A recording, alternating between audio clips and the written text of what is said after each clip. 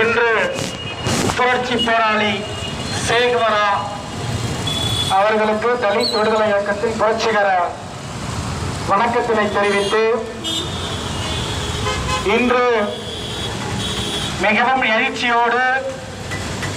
Israel அரசை கண்டித்து நடைபெற்றுக் கொண்டிருக்கும் ஆர்ப்பாட்டத்திற்கு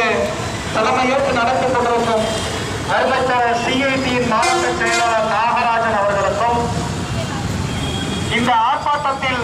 பெரும் திரளாக பங்கேற்றிருக்கும் அனைத்து தொழிற்சங்க அமைப்புகளுக்கும் மற்றும் சனநாயக அமைப்புகளுக்கும் இந்த ஆர்ப்பாட்டத்தில் பெரும் திரளாக பங்கேற்றிருக்கும் அனைத்து பொதுமக்களுக்கும்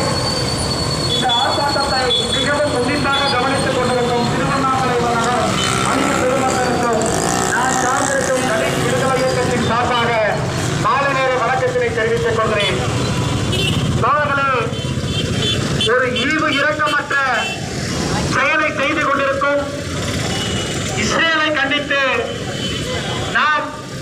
திருவண்ணாமலையில் நடத்துகின்ற ஆர்ப்பாட்டத்தின் மூலமாக இஸ்ரேல் அரசு போரை நிறுத்திவிடுமா என்பது ஒரு சில சங்கிகளின் ஒரு ஆணவமாக போக்காக இருக்கலாம். தோழர்களே, எங்கெல்லாம் இது போன்ற ஒரு இனத்திற்கான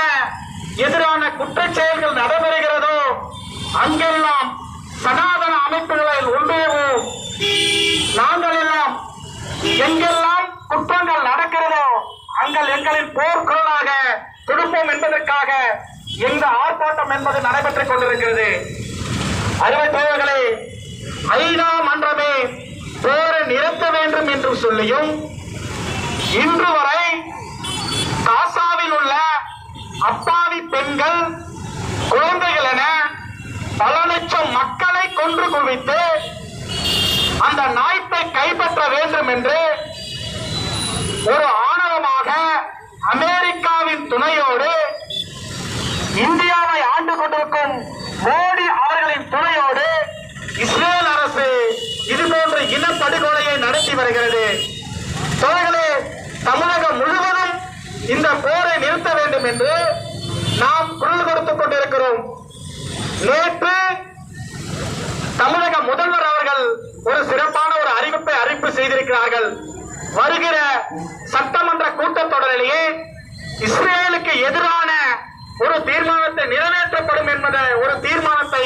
தமிழக முதல்வர் அவர்கள் அறிவித்ததில் தமிழக முதல்வர் அவருக்கு தலித் விடுதலை இயக்கத்தின் சார்பாக